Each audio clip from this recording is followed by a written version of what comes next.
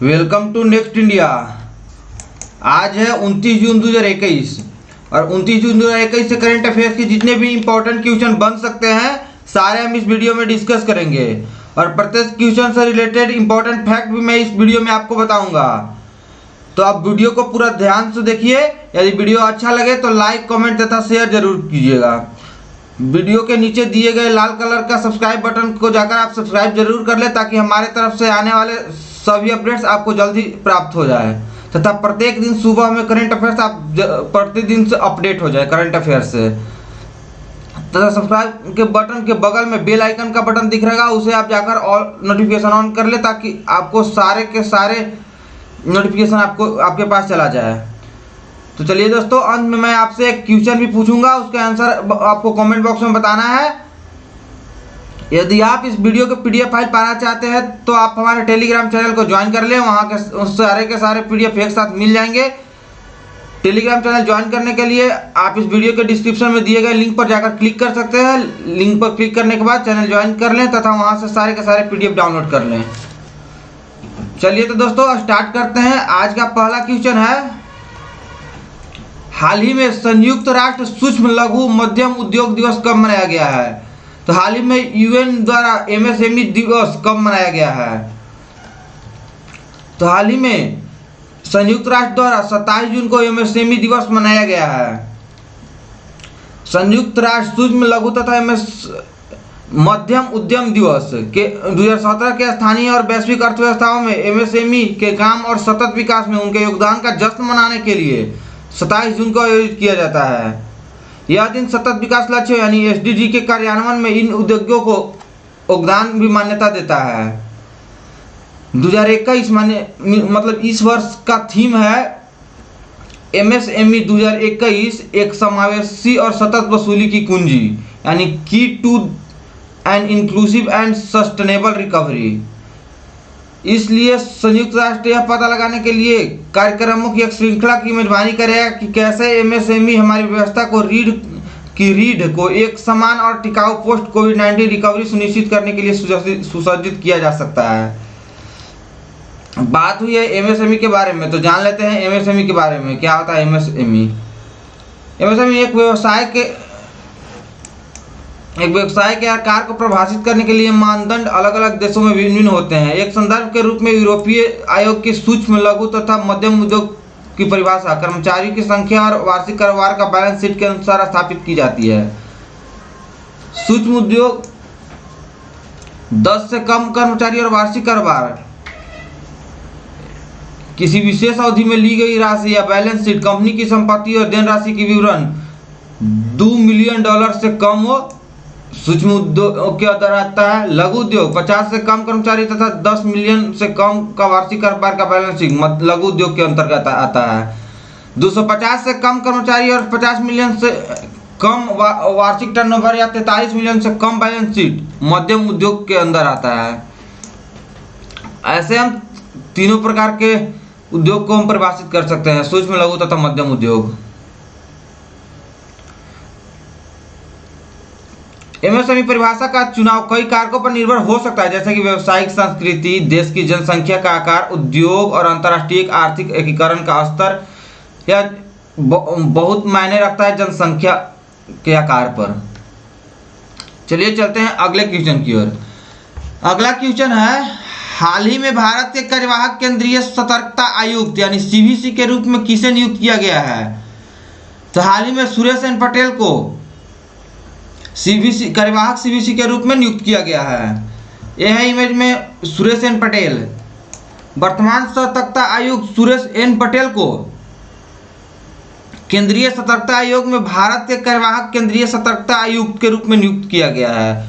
उन्हें संजय कोठारी के स्थान पर नियुक्त किया गया है, जिन्होंने 23 जून 2021 को अपना कार्यकाल पूरा किया। वह नए केंद्रीय सतर्कता आयुक्त के नियुक्ति तब इस पद पर बने रहेंगे। अब सीबीसी का नियुक्ति कौन करता है? केंद्रीय सतर्कता आयोग का नेतृत्व सीबीसी करता है और इसमें अधिकतम 2 सतर्कता आयुक्त हो सकते हैं। वर्तमान में श्री पटेल आयोग में एकमात्र वीसी हैं। कार्मिक मंत्रालय में सीबीसी और एक सतर्कता आयुक्त के पदों के लिए आमंत्रित भी अभी आवेदन भी आमंत्रित किए गए हैं। जान लेते हैं सीबीसी के बारे में। अब सीबीसी की स्थापना फरवरी 1964 में हुई थी। इसका हेडक्वार्टर न्यू दिल्ली में है, जो कि गवर्नमेंट ऑफ इंडिया के जुरिडिक्शन में आता है। केंद्रीय सतर्कता आयोग एक शीर्ष भारतीय सरकारी निकाय है, जिसे 1964 में सरकारी भ्रष्टाचार को संबोधित करने के लिए बनाया गया था। 2003 में संसद ने सीबीसी को वैधानिक दर्जा प्रदान करने वाला एक कानून बनाया। इसे एक स्वायत्त निकाय का दर्जा प्राप्त है, जो किसी भी कार्यकारी प्राधिकरण के नियंत्रण से मुक्त है, जो भारत की केंद्र सरकार के तहत सभी सतर्कता गतिविधियों की निगरानी के लिए जिम्मेदार है। केंद्र सरकार के संगठनों में विभिन्न प्राधिकरणों को उनके सतर्कताओं कार्य की योजना बनाने, क्रियान्वित करने, समीक्षा करने और सुधार करने की सलाह देता है। यह 11 फरवरी 1964 को भारत सरकार के संकल्प द्वारा स्थापित किया गया था। श्री के सनातन समिति की अध्यक्षता में भ्रष्टाचार निवारण समिति की सिफारिशों पर सतर्कता के क्षेत्र में केंद्र सरकार की एजेंसियों को सलाह देने और मार्गदर्शन करने के लिए नीतूर श्रीवास्तव राव को भारत के पहले मुख्य सतर्कता आयुक्त यानी सीबीसी के रूप में चुना गया था। चलिए अब चलते हैं अगले क्वेश्चन की ओर। अगला क्वेश्चन है, हाल ही में Spanish Princess of Asturias literature award से किसे सम्मानित किया गया है? तो हाल ही में इमैनुअल कैरेर को Spanish Princess of Asturias literature award से सम्मानित किया गया है। यह इमेज में इमैनुअल कैरेर, जो कि फ्रेंच नॉन फिक्शन लेखक हैं, इन्होंने इस स्पेनिश पुरस्कार को जीत लिया है। उच्च साहित्यिक वेन में अपनी गैर काल्पनिक पुस्तकों के लिए लोकप्रिय फ्रांसीसी लेखक इमैनुअल कैरेर को इस साल के Spanish Princess of Austrian literature award से सम्मानित किया गया है। 50,000 यूरो पुरस्कार स्पेन सिंहासन के उत्तराधिकारी राजकुमारी लियोनोर के नाम पर फाउंडेशन द्वारा दिए गए 8 प्रतिष्ठित पुरस्कारों में से एक है। 8 पुरस्कार विभिन्न विषय, कला, सामाजिक विषय, खेल आदि को कवर करते हैं। अब चलते हैं अगले क्वेश्चन की ओर। अगला क्वेश्चन है, हाल ही में रक्षा अनुसंधान और विकास संगठन यानी DRDO, defence research and development organisation ने स्वदेश में विकसित पिनाका रॉकेट का सफल परीक्षण कहां से किया है? तो यह ओडिशा तट से किया है, यानी इसका आंसर है ऑप्शन बी। यह पिनाका रॉकेट को हाल ही में सफल लॉन्च किया गया है। डीआरडीओ ने स्वदेश में विकसित पिनाका रॉकेट के विस्तारित रेंज संस्करण का सफलतापूर्वक परीक्षण किया है। रॉकेट को उड़ीसा के तट पर चांदीपुर के एकीकृत परीक्षण रेंज यानी आईटीआर के एक multi barrel rocket launcher MBRL से लॉन्च किया गया था। पिनाका रॉकेट सिस्टम का उन्नत रेंज संस्करण 45 किलोमीटर तक दूरी को नष्ट कर सकता है। 25 उन्नत पिनाका रॉकेट विभिन्न रेंज लक्ष्यों के खिलाफ त्वरित उत्तराधिकार में लॉन्च किए गए थे। पिनाका रॉकेट प्रणाली को पुणे स्थित आयुध अनुसंधान और विकास प्रतिष्ठान एआरडी और उच्च ऊर्जा सामग्री अनुसंधान प्रयोगशाला एचईएमआरएल द्वारा संयुक्त रूप से messrs economics explosive limited Nagpur के निर्माण के समर्थन के साथ विकसित किया गया था। जान लेते हैं पिनाका के बारे में कुछ बातें। पिनाका भारत में निर्मित और भारतीय सेना के लिए रक्षा अनुसंधान और विकास संगठन यानी डीआरडीओ द्वारा विकसित एक मल्टीपल रॉकेट लॉन्चर है। प्रणाली में मार्क 1 के लिए 40 किलोमीटर और मार्क 1 के उन्नत संस्करण के लिए 60 किलोमीटर की अधिकतम सीमा है और 44 सेकेंड में यह 12 एचई रॉकेट का एक सैल्वो फायर कर सकता है। गतिशीलता के लिए सिस्टम को टाटा ट्रक पर लगाया गया है। पिनाका ने कारगिल युद्ध के दौरान सेवा देखी, जहां वह पहाड़ की चोटियों पर दुश्मनों के ठिकानों को बेअसर करने में सफल रही। तब से इन बड़ी संख्या में भारतीय सेना में शामिल किया गया है। 24 जून 2021 को डीआरडीओ ने सेचुरेशन अटैक सिमुलेशन के हिस्से के रूप में त्वरित उत्तराधिकार मोड में 45 किलोमीटर की दूरी पर 25 पिनाके एमके एनहांस्ड वेरिएंट को सफलतापूर्वक निकाल दिया। 25 जून 2021 को डीआरडीओ ने भारतीय सेना में पुराने BM-21 ग्रैंड रॉकेट को बदलने के लिए बनाए गए 40 किलोमीटर की रेंज की 122 मिलीमीटर कैलिबर रॉकेट का सफलतापूर्वक परीक्षण किया है। देखिए यह टाटा ट्रक पर इसे अपलोड किया गया है। अब बात हुई है डीआरडीओ के बारे में, तो जान लेते हैं डीआरडीओ के बारे में। डीआरडीओ भारत सरकार के रक्षा मंत्रालय में रक्षा अनुसंधान और विकास विभाग के तहत एक प्रमुख एजेंसी है। सेना के अनुसंधान और विकास के साथ, जिसका मुख्यालय दिल्ली भारत में है। इसका गठन 1958 में रक्षा विज्ञान संगठन के साथ तकनीकी विकास प्रतिष्ठान और भारतीय आयुध कारखानों के तकनीकी विकास और उत्पादन निदेशालयों में विलय से हुआ था। इसके बाद रक्षा मंत्रालय के प्रशासनिक नियंत्रण में सीधे अधिकारियों वैज्ञानिकों की सेवा के रूप में 1979 में रक्षा अनुसंधान एवं विकास सेवा DRDS का गठन किया गया था। यह भारत सरकार के जुरिडिक्शन में आता है। इसका हेडक्वार्टर DRDO भवन यानी न्यू दिल्ली में है। अब चलिए चलते हैं अगले क्वेश्चन की ओर। और जो भी बातें पूर्ण रूप से दी आप इसे PDF में जरूर पढ़ लेता था, वीडियो देखते वक्त भी रोक कर जरूर पढ़ ले, ताकि आपको सभी पॉइंट के बारे में जानकारी पूर्ण रूप से हो। चलिए चलते हैं अगले क्वेश्चन की ओर। पहले बात हुई है उड़ीसा तट से इसका सफल परीक्षण गया, तो उड़ीसा के बारे में जान लेते हैं। यह है मैप में उड़ीसा, जो रेड कलर से डिनोटेड है। उड़ीसा की राजधानी भुवनेश्वर है। यहाँ का गवर्नर गणेशी लाल है। यहाँ का CM नवीन पटनायक है। 21 लोकसभा सीटें हैं, 10 राज्यसभा सीटें हैं तथा 143 विधानसभा सीटें हैं। यहाँ का मुख्य नेशनल पार्क है Bhitarkanika national park, Similipal national park.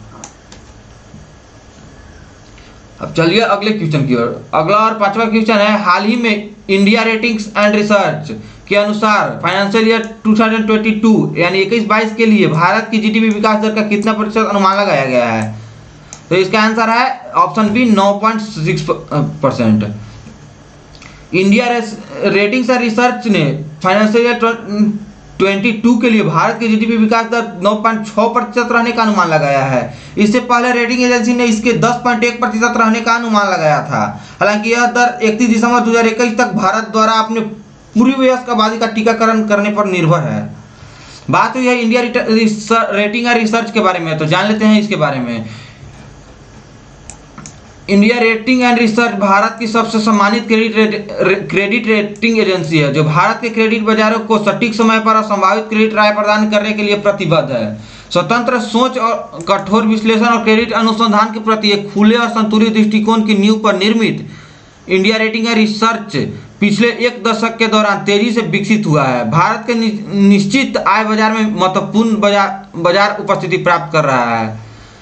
India ratings and research वर्तमान में कॉर्पोरेट जारीकर्ताओं, वित्तीय संस्थानों, वित्त और पट्टे पर देने वाली कंपनियों, प्रतिबंधित फंड, शहरी स्थानीय निकाय और संरचित वित्त और परियोजना वित्त कंपनियों के कवरेज को बनाए रखता है।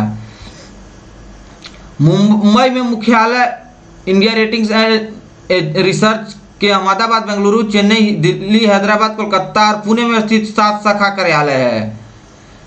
इसको भारतीय प्रतिभूति और विनिमय बोर्ड, भारतीय रिजर्व बैंक और राष्ट्रीय आवास बैंक द्वारा मान्यता प्राप्त है। India rating and research Fitch group की 100% स्वामित्व वाली एक सहायक कंपनी है। अब चलते हैं अगले क्वेश्चन की ओर। अगला क्वेश्चन है, हाल ही में हिमाचल प्रदेश के उच्च न्यायालय के मुख्य न्यायाधीश के किसे नियुक्त किया गया है? यानी हिमाचल प्रदेश के उच्च न्यायालय के मुख्य न्यायाधीश के रूप में किन्हें नियुक्त किया गया है? तो हाल ही में रवि विजय कुमार मलिमठ को हिमाचल प्रदेश के उच्च न्यायालय के मुख्य न्यायाधीश के रूप में नियुक्त किया गया है। यह है इमेज में रवि विजय कुमार मलिमठ। इन्हें राष्ट्रपति ने, यानी भारत के राष्ट्रपति रामनाथ कोविंद जी ने हिमाचल प्रदेश के हाईकोर्ट के कार्यवाहक न्यायाधीश के रूप में नियुक्त किया है। बात हुई हिमाचल प्रदेश के बारे में, तो जान लेते हैं हिमाचल प्रदेश के बारे में। यह है मैप में हिमाचल प्रदेश। हिमाचल प्रदेश की राजधानी है शिमला। यहाँ का गवर्नर है बंडारू दत्तात्रेय तथा यहाँ का CM है जयराम ठाकुर। 4 लोकसभा सीटें हैं, 3 राज्यसभा सीटें हैं तथा यहाँ पर कुल 68 विधानसभा सीटें हैं। यहाँ का मुख्य नेशनल पार्क है great Himalayan national park, Indrakila national park, Kheerganga national park, pin valley national park तथा सिम्बलबारा नेशनल पार्क यहाँ का फेमस नेशनल पार्क है। चलिए अब चलते हैं अगले क्वेश्चन की ओर। अगला क्वेश्चन है, हाल ही में विदेशी कामगारों के लिए दुनिया का सबसे महंगा शहर किसे घोषित किया गया है? तो हाल ही में विदेशी कामगारों के लिए दुनिया का सबसे महंगा शहर तुर्कमेनिस्तान की राजधानी अशगाबाद को घोषित किया गया है। यह तो अशगाबाद का शहर मध्य एशिया में तुर्कमेनिस्तान की राजधानी अशगाबाद को विदेशी कामगारों के लिए दुनिया का सबसे महंगा शहर घोषित किया गया है। कंसल्टेंसी फर्म मर्सर द्वारा 2021 के कॉस्ट ऑफ लिविंग सर्वे में यह सबसे ऊपर है। हांगकांग दूसरे स्थान पर है तथा उसके बाद लेबनान में बेरूत और जापान में टोक्यो था। अब जान लेते हैं अशगाबाद के बारे में। अशगाबाद अपनी शानदार संगमरमर की इमारतों और स्मारकों के लिए जाना जाता है। यह मध्य एशिया के सबसे रंगीन बाजारों में से एक है, जिसे तोकुचला बाजार कहा जाता है। अन्य पर्यटक आकर्षणों में राष्ट्रीय संग्रहालय, सफेद संगमरमर, तुर्कमेनबासी केबल्वे ललित कला संग्रहालय एवं सांस्कृतिक और मनोरंजन केंद्र तथा तुर्कमेनकालीन संग्रहालय शामिल है। अब जान लेते हैं वह भारतीय शहर में कौन कौन सा शहर बना हुआ है महंगे शहर के रूप में। तो मुंबई 78वें स्थान पर भारत का सबसे महंगा शहर बना हुआ है, लेकिन इस वर्ष की रैंकिंग में अन्य शहरों की तुलना में अपेक्षाकृत कमजोर भारतीय रुपयों के कारण इसका स्थान 18 स्थान से गिर गया है। सूची में अन्य भारतीय शहर में नई दिल्ली 117वें स्थान पर है तथा चेन्नई 158 स्थान पर, बेंगलुरु 170 स्थान पर तथा कोलकाता 181वें स्थान पर है। अब बात हुई अशगाबाद के बारे में, तो उसके बारे में जान लेते हैं। यह तुर्कमेनिस्तान यानी मध्य एशिया में स्थित देश तुर्कमेनिस्तान की राजधानी है अशगाबाद।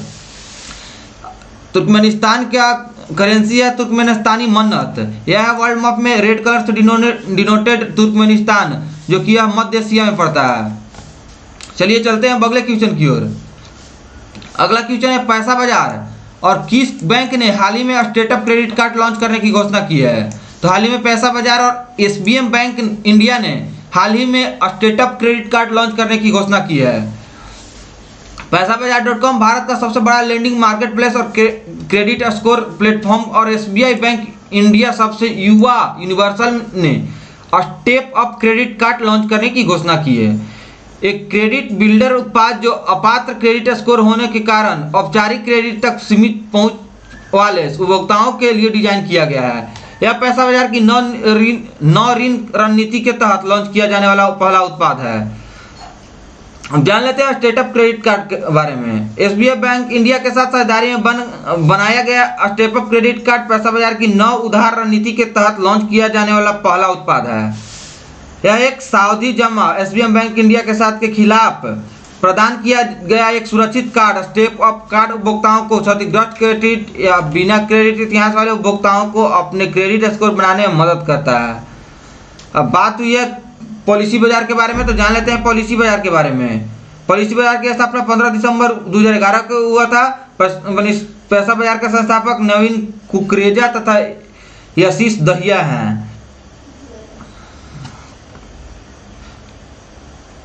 चलिए अब चलते हैं एसबीआई बैंक के बारे में। SBI bank limited first Indian bank है जो लाइसेंस प्राप्त हुआ था शेड्यूल्ड कमर्शियल बैंक के द्वारा, रिजर्व बैंक ऑफ इंडिया के द्वारा। यह बैंक अभी कई शहरों में ऑपरेट करता है, जैसे कि मुंबई, चेन्नई, हैदराबाद, रामचंद्रपुरम, पालघर, न्यू दिल्ली, बेंगलुरु इत्यादि इन्हीं शहर में केवल ऑपरेट करता है। इसके अलावा पूरे भारत में इसका विस्तार अभी नहीं हुआ है। चलिए अब चलते हैं अगले क्वेश्चन की ओर। अगला क्वेश्चन है हाल ही में मंगोलिया का सर्वोच्च नागरिक सम्मान the order of polar star किसे मिला है।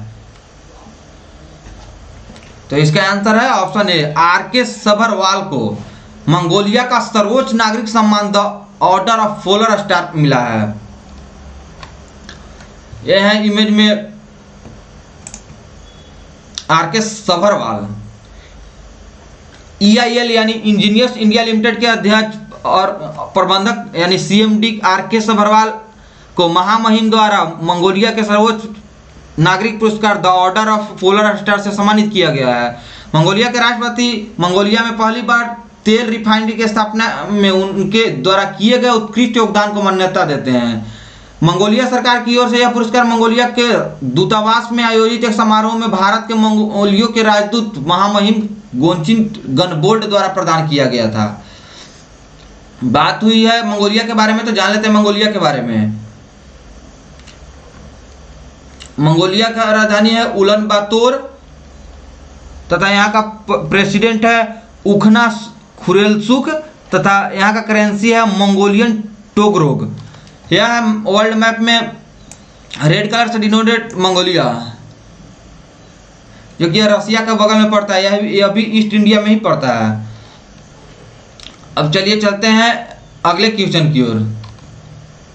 अगला क्वेश्चन है, हाल ही में प्रकाशित किताब fiercely female the Dutee Chand story के लेखक कौन है? तो इस किताब के लेखक है सुदीप मिश्रा। यह है इमेज में सुदीप मिश्रा। इनकी पुस्तक नई जो लिखी गई है इसका नाम है fiercely female the Dutee Chand story. पत्रकार सुदीप मिश्रा की किताब fiercely female the Dutee Chand story में लिंग पहचान विवाद के विस्तृत वर्णन के साथ चंद्र की यात्रा का वर्णन है, जिसने उन्हें भारतीय खेल में एक प्रतिष्ठित व्यक्ति बना दिया।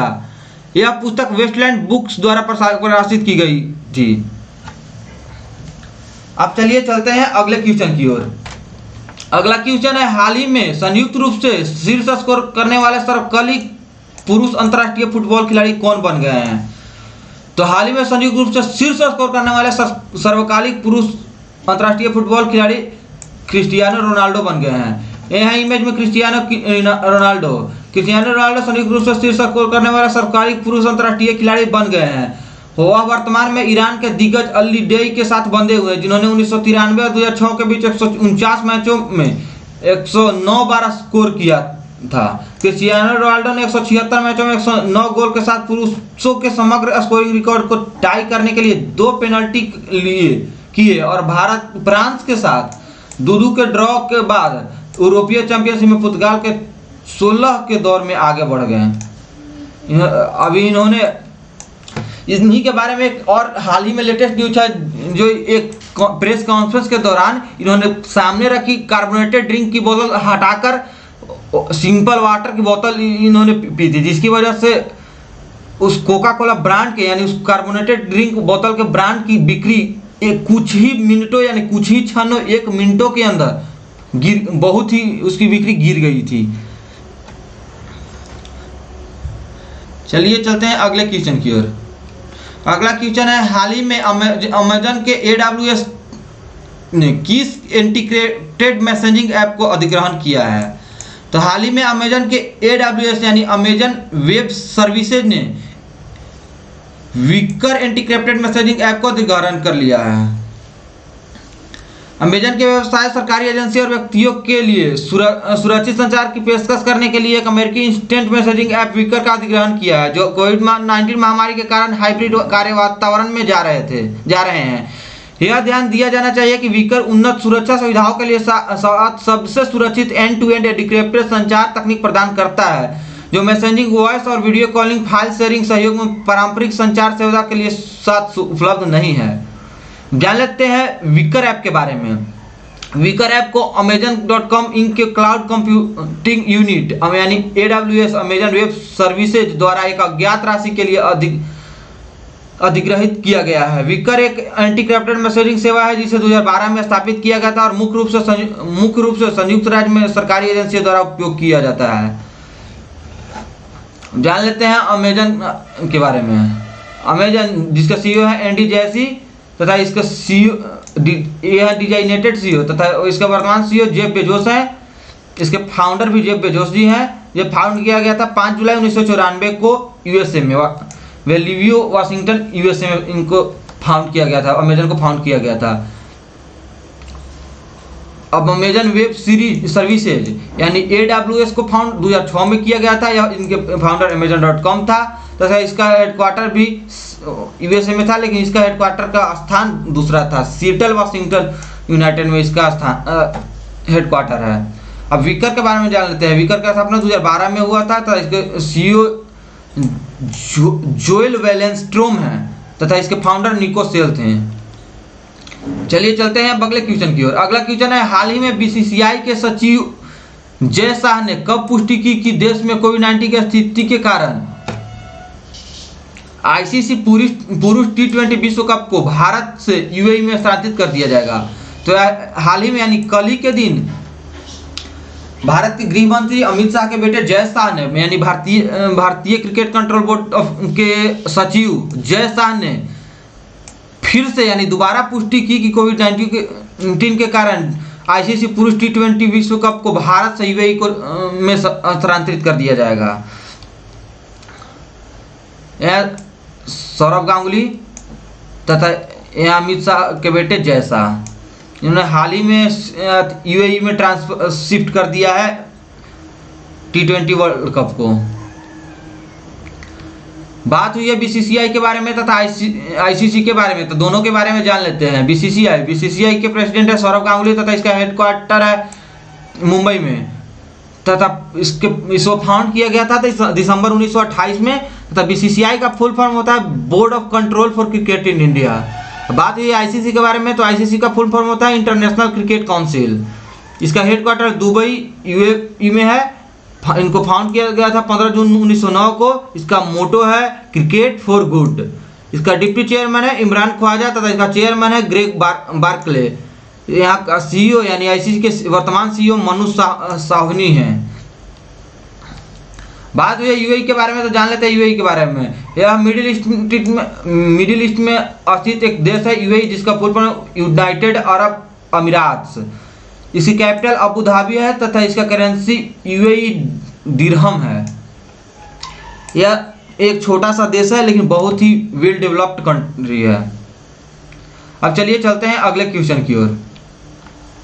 अगला क्वेश्चन है दक्षिण एशिया की सबसे बड़ी hospitality company Indian hotels company यानी आईएचसीएल के अनुसार किस होटल को दुनिया भर में सबसे मजबूत होटल ब्रांड का दर्जा दिया गया है? तो हाल ही में ताज होटल को दुनिया भर में सबसे मजबूत होटल ब्रांड का दर्जा दिया गया है। आईएचसीएल का ताज होटल को रेटेड किया गया सबसे strongest brand hotel in the world में, यानी टाटा ग्रुप द्वारा अनाउंस किया गया है कि ताज होटल को सबसे strongest hotel brand in the world घोषित किया गया है। देखिए यह है इमेज में ताज होटल जो कि मुंबई में स्थित है। बात हुई है ताज होटल के बारे में, तो ताज होटल के बारे में जान लेते हैं। ताज होटल लग्जरी होटलों में से होटलों की एक श्रृंखला है और Indian hotels company limited IHCL की सहायक कंपनी है, जिसका मुख्यालय experts towers Nariman point Mumbai में है।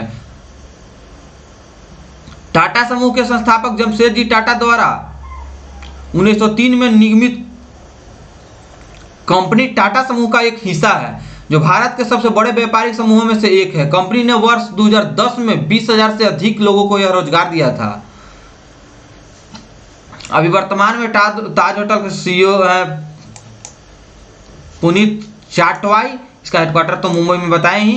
इसके फाउंडर जमशेदजी टाटा है। चलिए अब चलते हैं अगले क्वेश्चन की ओर। अगला और आज का अंतिम क्वेश्चन है, किस आईआईटी ने कोविड-19 के लिए रैपिड एंटीजन टेस्ट किट विकसित किया है? तो हाल ही में